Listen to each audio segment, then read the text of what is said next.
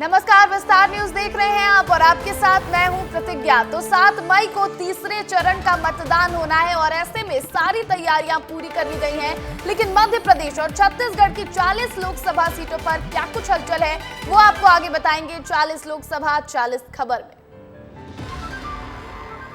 छत्तीसगढ़ के सीएम विष्णुदेव साय 7 मई को मतदान करने के लिए अपने गृह ग्राम बगिया जाएंगे और बगिया प्राथमिक शाला भवन में सीएम मतदान करेंगे। फिर शाम में वहां से राजधानी रायपुर के लिए रवाना हो जाएंगे। जशपुर में तीसरे चरण के तहत 7 मई को चुनाव होने हैं। मध्य प्रदेश में तीसरे चरण के तहत 7 मई को 9 सीटों पर चुनाव होने हैं, जिसे लेकर पार्टियों में मंथन का दौर लगातार जारी है। बीजेपी प्रदेश अध्यक्ष वीडी शर्मा ने दानिश हिल्स में बूथ कार्यकर्ताओं के साथ बैठक की। इस बैठक में मतदान प्रतिशत को बढ़ाने को लेकर चर्चा की गई, साथ ही सभी सीटों को लेकर मंथन हुआ। बीते 2 चरणों में कम वोटिंग प्रतिशत को देखते हुए बीजेपी लगातार कोशिश कर रही है कि कैसे ज्यादा से ज्यादा लोग मतदान करने पहुंचे और इसी को लेकर वीडी शर्मा ने कार्यकर्ताओं को दिशा निर्देश दिए।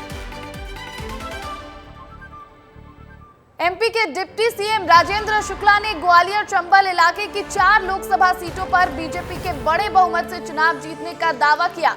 डिप्टी सीएम ने पीसीसी अध्यक्ष जीतू पटवारी पर निशाना साधते हुए कहा कि जीतू पटवारी को आत्ममंथन करना चाहिए कि उनके विधायक कांग्रेस छोड़कर बीजेपी में क्यों शामिल हो रहे हैं और कांग्रेस के नेता अगर गैर जिम्मेदाराना बयान देना बंद नहीं करेंगे तो शायद कांग्रेस पार्टी में कोई नहीं बचेगा।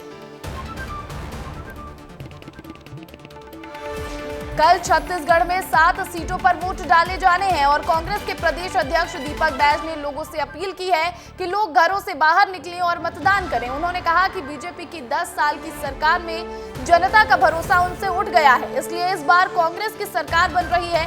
साथ ही उन्होंने कहा महतारी वंदन पर नारी न्याय गारंटी भारी पड़ेगा। महतारी वंदन के जरिए बीजेपी जनता को ठग रही है। ग्वालियर चंबल अंचल की लोकसभा सीटों को लेकर केंद्रीय मंत्री ज्योतिरादित्य सिंधिया ने कहा कि मुझे पूरा विश्वास है कि बीजेपी का परचम मध्य प्रदेश की सभी सीटों पर लहराएगा। तीसरे फेज की सभी 9 सीटों पर बीजेपी की ही जीत होगी। और इस दौरान उन्होंने अपनी मां माधवी राजे सिंधिया की तबीयत को लेकर भी अपडेट दिया। उन्होंने कहा मां की हालत अभी नाजुक है, बहुत नाजुक है।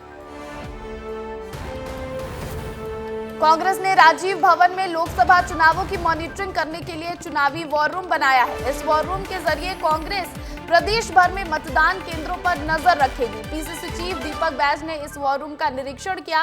इस दौरान दीपक बैज ने बताया कि बीते 3 महीने से वॉर रूम संचालित किया जा रहा है, जिसके जरिए प्रदेश भर में नजर रखी जा रही है। वहीं राधिका खेड़ा मामले में दीपक बैज ने कहा कि वो मनगढ़ंत बयान दे रही है। लोकसभा चुनाव के तहत तीसरे चरण में मध्य प्रदेश की 9 सीटों पर मतदान होना है। भोपाल स्थित बीजेपी प्रदेश कार्यालय में वॉर रूम बनाया गया है और जहां से सभी 9 सीटों पर सतत निगरानी रखी जाएगी और जरूरत पड़ने पर तत्काल किसी भी स्थिति से निपटने और चुनाव आयोग में शिकायत करने जैसे विकल्प भी अपनाए जाएंगे। इस वॉर रूम से मतदाताओं को बूथ पर पहुंचाने के लिए पन्ना प्रमुख, अर्ध पन्ना प्रमुख से लेकर बूथ स्तर तक जुटे कार्यकर्ताओं को निर्देश दिए जाएंगे। अलीराजपुर में उमंग सिंघार एक पत्रकार की भूमिका में नजर आए और उन्होंने कांग्रेस प्रदेश अध्यक्ष जीतू पटवारी से सवाल पूछे। जीतू पटवारी ने बेहद बेबाकी से इन सवालों के जवाब दिए। दरअसल मौका था राहुल गांधी की जनसभा का और इस दौरान उमंग सिंघार ने जीतू पटवारी से पूछ लिया कि जिस तरह आप पर झूठे आरोप लगाए जा रहे हैं उस पर आप क्या प्रतिक्रिया देंगे, जिसके बाद जीतू पटवारी ने बीजेपी पर जमकर निशाना साधा।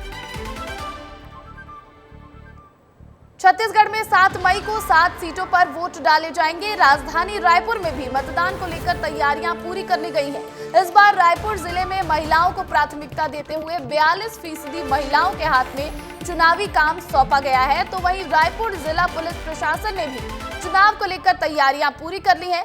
इस बार रायपुर जिले में 25 कंपनियों के 2000 से ज्यादा पुलिस बल सुरक्षा में तैनात किए गए हैं और हर मतदान केंद्र पर पुलिस के बड़े अधिकारियों के नंबर की सूची चस्पा कर दी गई है।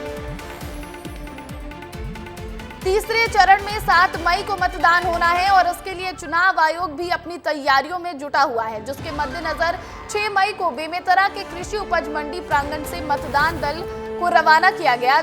जिले के तीनों साजा, बेमेतरा और नवागढ़ विधानसभा के 750 बूथों के मतदान दल और सेक्टर प्रभारियों को मतदान सामग्री का वितरण किया गया। बेमेतरा कलेक्टर एवं जिला निर्वाचन अधिकारी रणबीर शर्मा ने मतदान दल को सामग्री वितरण किया और कार्यों का जायजा लिया।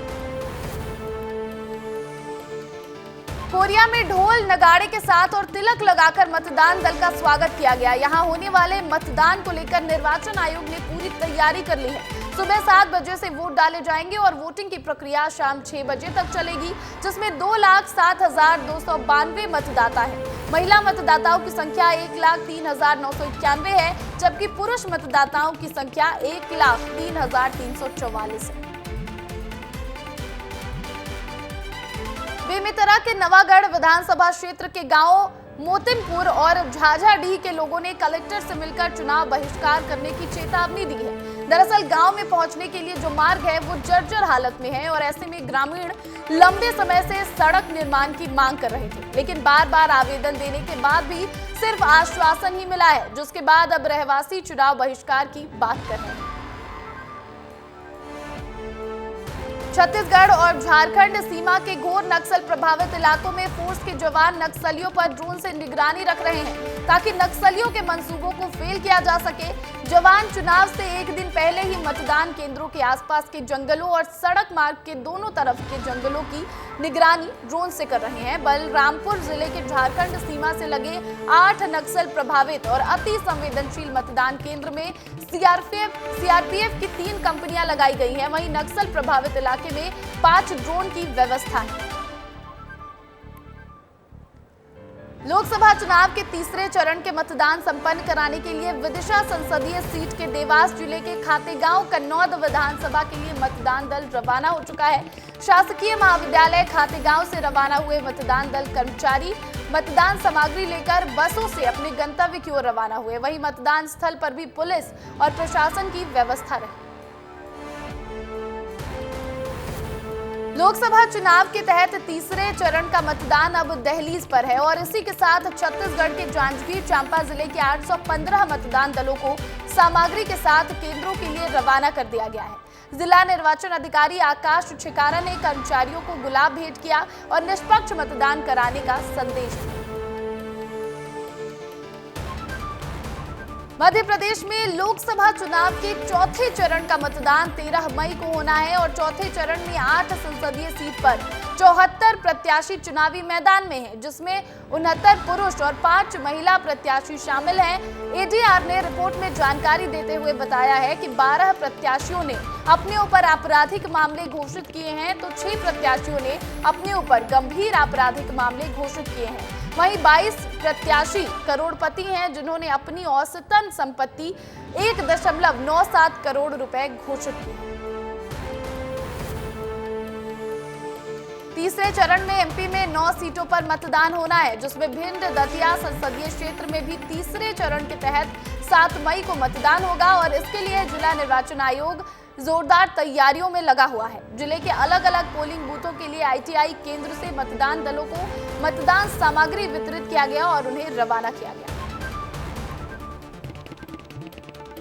बिलासपुर लोकसभा क्षेत्र में कल तीसरे चरण में मतदान होना है, जिसके लिए आज मुंगरी कलेक्टर एवं जिला निर्वाचन अधिकारी राहुल देव ने सामग्री वितरण का जायजा लेते हुए मतदान दलों के वाहनों को हरी झंडी दिखाकर उन्हें रवाना किया। साथ ही उन्होंने मतदान दलों के वाहनों में चढ़कर मतदान कर्मियों को जागरूक करते हुए मुंगली में 100% और शांतिपूर्ण मतदान कराने की बात कही। एमपी के सीएम मोहन यादव उज्जैन लोकसभा क्षेत्र के दौरे पर रहे। वे आलोट, फिर तराना और आखिर में उज्जैन शहर के कार्यक्रम में शामिल होने के लिए पहुंचे। मनोरमा गार्डन में महिला मोर्चे के कार्यक्रम में सीएम का स्वागत शंख बजाकर किया गया। इस दौरान सीएम ने सभी महिला कार्यकर्ता का हाथ जोड़कर अभिवादन किया। सीएम के साथ उज्जैन से बीजेपी प्रत्याशी अनिल फिरोजिया भी मौजूद रहे। मध्य प्रदेश के सीएम डॉक्टर मोहन यादव ताल पहुंचे। मोहन यादव ने ताल में रोड शो किया। इस मौके पर मंत्री चैतन्य कश्यप और ग्रामीण विधायक मथुरा लाल जामर के साथ ही जिलाध्यक्ष प्रदीप उपाध्याय मौजूद रहे। सीएम ने रतलाम से बीजेपी उम्मीदवार अनीता चौहान के समर्थन में जनता से वोट करने की अपील की। उज्जैन पहुंचे सीएम डॉक्टर मोहन यादव ने कांग्रेस पर निशाना साधते हुए बड़ी बात कह दी। सीएम ने कहा कि ये चुनाव दो मां के बीच है, एक भारत माता और एक सोनिया गांधी। सोनिया गांधी तो अपने बच्चे राहुल गांधी को प्रधानमंत्री बनाना चाहती हैं, लेकिन कांग्रेस के कटे हुए हाथ के साथ कौन जाएगा। इतना ही नहीं, सीएम ने ये भी कहा कि एक मां अपने बच्चों के मुंह में पूरी पार्टी का सत्यानाश कर रही है, जबकि पीएम मोदी भारत मां का सम्मान बढ़ाने का काम कर रहे हैं। एमपी के सीएम डॉक्टर मोहन यादव ने बुरहानपुर का दौरा किया। इस दौरान सीएम अनोखे अंदाज में नजर आए। दरअसल सीएम यहां बीजेपी प्रत्याशी ज्ञानेश्वर पाटिल के समर्थन में चुनाव प्रचार करने पहुंचे थे। इस दौरान सीएम के लिए नेपानगर विधानसभा के धूलकोट क्षेत्र में सभा का आयोजन किया गया। सभा स्थल पर पहुंचते ही सीएम आदिवासी मानदल की थाप पर जमकर थिरकते नजर आए। सीएम के साथ खंडवा से बीजेपी प्रत्याशी ज्ञानेश्वर पाटिल, बुरहानपुर विधायक अर्चना चिटनीस, नेपानगर विधायक मंजू दादू और पूर्व विधायक सुमित्रा कासडेकर भी मौजूद थे। राहुल गांधी ने कांग्रेस कार्यकर्ताओं को पत्र लिखा है। इस पत्र में राहुल ने लिखा, मेरे प्रिय साथी कांग्रेस कार्यकर्ताओं, ये चुनाव कोई सामान्य चुनाव नहीं है। ये हमारे लोकतंत्र और संविधान को बचाने की लड़ाई है। जब तक कांग्रेस का एक भी कार्यकर्ता सच्चाई के लिए खड़ा है, तब तक भारत में नफरत नहीं जीत सकती। और हम एक नहीं करोड़ों हैं, मिलकर लड़ेंगे, जीतेंगे और देश के हालात बदल देंगे। जय हिंद। तीसरे चरण से पहले राहुल ने कांग्रेस कार्यकर्ताओं में जोश भरने के लिए उन्हें ये पत्र लिखा। कांग्रेस पार्टी के पूर्व राष्ट्रीय अध्यक्ष राहुल गांधी अलीराजपुर जिले के जोबट पहुंचे, जहां राहुल गांधी ने न्याय संकल्प सभा संबोधित किया। राहुल गांधी ने इस दौरान मंच से संविधान बचाने की बात कही। साथ ही राहुल ने बीजेपी के इस बार 150 सीट भी ना जीत पाने का दावा किया। महिलाओं को साधने के लिए राहुल गांधी ने महिलाओं के खाते में 1 लाख रुपए जमा कराने की बात कही। खरगोन पहुंचे कांग्रेस के स्टार प्रचारक राहुल गांधी ने बीजेपी और मोदी सरकार पर जमकर निशाना साधा। राहुल ने कहा, मोदी ने बेरोजगारी दी, जिस वजह से पलायन हो रहा है। 16 लाख करोड़ रुपए उद्योगपति अडानी का कर्जा माफ किया। पीएम ने कहा था करोड़ों लोगों को लखपति बनाएंगे, लेकिन उन्होंने 22 से 25 लोगों को ही अरबपति बनाया। इंदौर से लोकसभा प्रत्याशी शंकर लालवानी के राव में जनसंपर्क के दौरान अनूठा नजारा देखने को मिला, जहां देश में शांति रहने का संदेश देते हुए मंच से 11 कबूतर उड़ाए गए। हालांकि कबूतर उड़ाने के बाद लालवानी खुद को कबूतर से बचाते भी नजर आए। लालवानी को लगा कि उड़ता कबूतर कहीं उनके सिर पर न बैठ जाए, इसलिए वो सिर झुकाकर खुद को बचाते नजर आए। राधिका खेड़ा के मामले पर सांसद संतोष पांडे का बड़ा बयान सामने आया है। उन्होंने कहा कि भारत जोड़ो न्याय यात्रा के दौरान भी सुशील आनंद शुक्ला ने राधिका खेड़ा के साथ अभद्रता की थी। प्रदेश कांग्रेस कमेटी नहीं, ये कौरव कांग्रेस कमेटी है। भूपेश बघेल को सामने आकर जवाब देना चाहिए। इनके नेता कहते हैं लड़की हूं, लड़ सकती हूं, लेकिन इनकी पार्टी की महिला को ही न्याय नहीं मिलता है। कांग्रेस छोड़कर बीजेपी में आए अक्षय कांति बम को बीजेपी का कल्चर रास नहीं आ रहा है। विधानसभा क्षेत्र 1 में हुए कार्यकर्ता सम्मेलन में अक्षय कांति बम बिना खाना खाए ही निकल गए। आयोजक उनसे खाना खाने को कहते रह गए। उनके सामने थाली भी परोस दी गई, लेकिन उसके बाद भी उन्होंने भोजन नहीं किया, जबकि उसी टेबल पर मंत्री कैलाश विजयवर्गीय और अमरदीप मौर्य खाना खा रहे थे। तीसरे चरण के मतदान से ठीक पहले भोपाल में कांग्रेस को बड़ा झटका लगा है। पूर्व कांग्रेस प्रदेश सचिव और पूर्व एनएसयूआई जिलाध्यक्ष सूरज तिवारी ने बीजेपी का दामन थाम लिया। बीजेपी प्रदेश अध्यक्ष वीडी शर्मा के सामने कई कांग्रेसी कार्यकर्ताओं ने बीजेपी की सदस्यता ली। इस मौके पर प्रदेश महामंत्री भगवान दास सबनानी और जिला अध्यक्ष सुमित पचौरी भी मौजूद रहे। राधिका खेड़ा मामले में आज बीजेपी नेता और लोकसभा प्रत्याशी संतोष पांडे का बयान सामने आया है। उन्होंने कहा कि राधिका खेड़ा ये साफ साफ कह रही है कि जब वो छत्तीसगढ़ आई थी तो एक नहीं 3 कांग्रेस प्रवक्ता ने उनको कमरे में बंद कर दिया था, जो भूपेश बघेल के खास और करीबी माने जाते हैं। उन्होंने ये भी कहा कि राहुल गांधी सुकन्या कांड में भी जांच होनी चाहिए।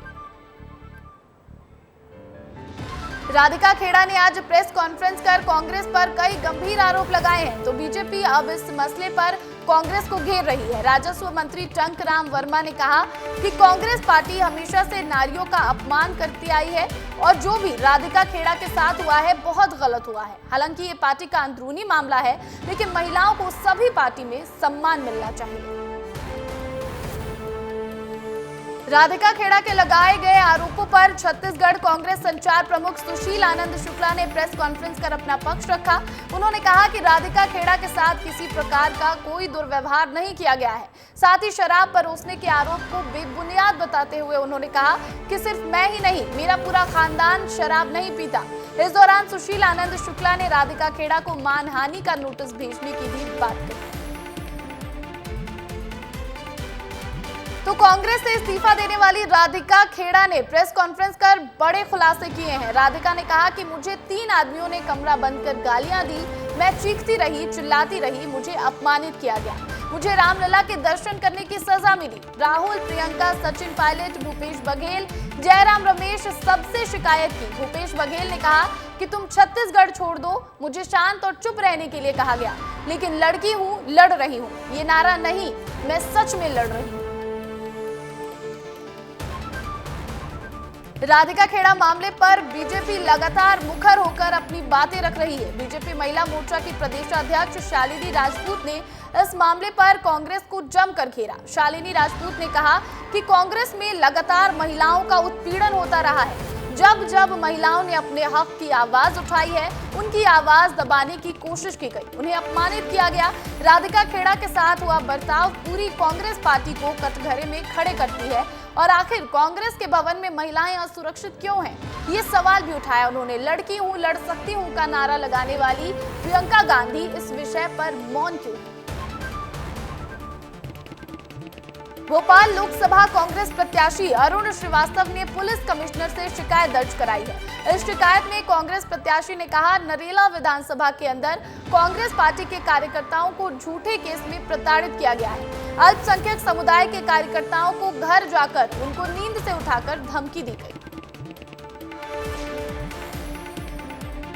उज्जैन में लोकसभा चुनाव के चौथे चरण की वोटिंग 13 तारीख को होनी है और इससे पहले 85 वर्ष से ज्यादा उम्र के मतदाताओं की वोटिंग 6 और 7 तारीख को ही करा ली जाएगी। मतदान करवाने वाले दल को मतदाता के नंबर गलत होने के कारण वोटिंग करवाने में परेशानी हो रही है। वहीं विधानसभा चुनाव में मतदान करने वाले मतदाताओं के नाम नहीं आने से उन्हें वोटिंग का मौका नहीं मिल सका।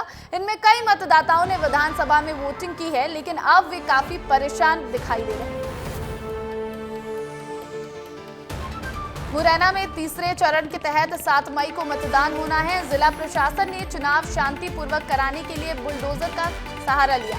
पुलिस ने बुलडोजर पर साफ लिखा है, मतदान में अगर किया व्यवधान तब शुरू होगा मेरा काम। पुलिस ने कुल 50 ऐसे बुलडोजर देहात इलाकों में तैनात किए हैं और कई लोगों को चिन्हित कर उनके यहाँ नोटिस भी चस्पा किए हैं। दरअसल हाल ही में संपन्न हुए 2023 विधानसभा चुनाव में मुरैना में हिंसा देखने को मिली थी, जिसके बाद प्रशासन ने इस बार पुख्ता इंतजाम किए हैं।